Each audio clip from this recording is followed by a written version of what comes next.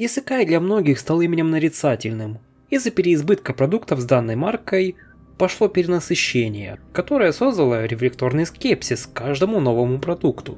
Вопрос: сколько раз за последние исэкаи вы ловили себя на мысли: «О, сейчас будет очередной имба-ГГ с гаремом»? Что-то мне подсказывает, что довольно часто. Но есть примеры того, что можно сделать вполне хорошие продукты. Один из таких продуктов – это реинкарнация безработного. Но почему именно эта история захватывает многих? Чем она похожа на остальные истории о попаданцах? И чем она отличается? В первую очередь, история безработного начинается буквально с нуля.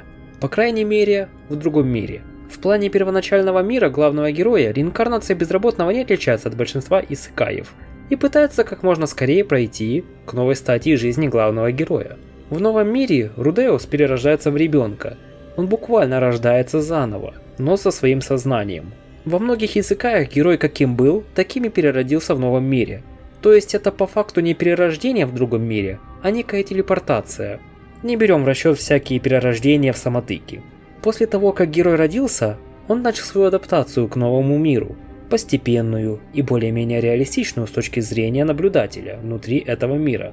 Единственное, немного спалился перед горничной, но это такое. Даже шаблонное для исэкаев демонстрирование новых сил главного героя показали вполне себе реально. Ребенок бродил по дому, нашел книгу, решил почитать. Оказалось, это магическая книга, и он скастовал заклинание.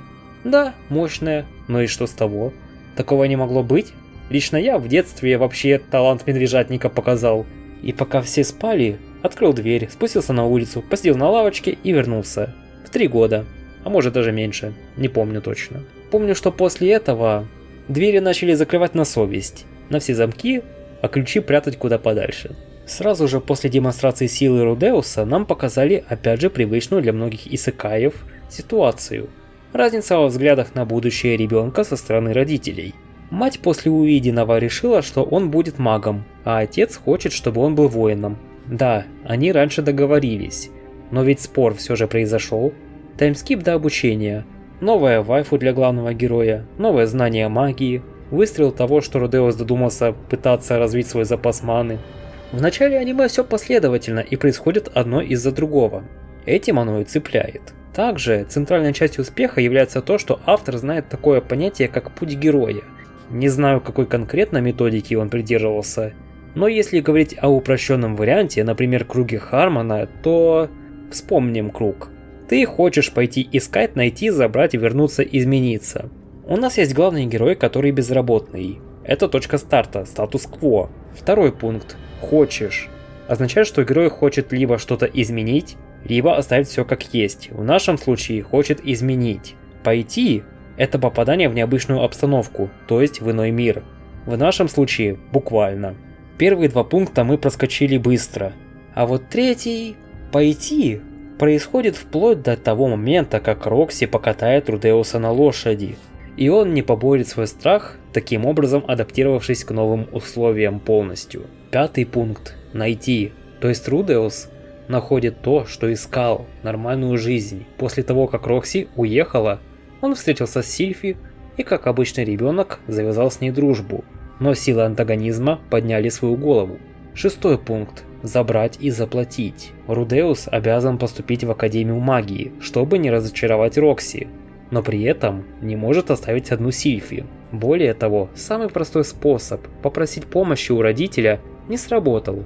По крайней мере так, как он бы сработал в обычной ситуации, когда герою всегда и все дается легко. Поэтому, чтобы взять то, что он хочет, Рудеусу нужно заплатить. В данном случае заплатить своим трудом, устроившись на работу. Данный пункт – это пункт, когда герой выжимает из полученных знаний все соки. Что и делает Рудеус, становясь учителем для Эрис. Потом он возвращается к более-менее спокойной жизни учителя, после того, как заставил Эрис пройти через свою первую маленькую арку и стал новым собой.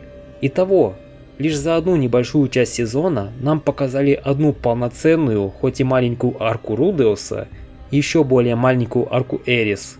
А в остальном сезоне это повторяется. Они вновь начинают проходить новые арки, которые также хорошо ложатся на повествовательные лекала. Более того, есть проблемы, которые длятся дольше, чем 3 серии. Например, Руди не забывает свое прошлое. не становится идеалом. Эрис порой все такая же заносчивая, из-за чего попадает в неприятности и создает проблемы для других. Руди со своей пушкой на полшестого не даст мне соврать.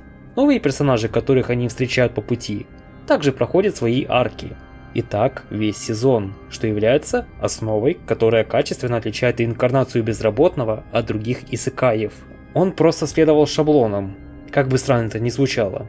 Сценарным шаблонам. Люди часто жалуются на клише, но клише на то и клише.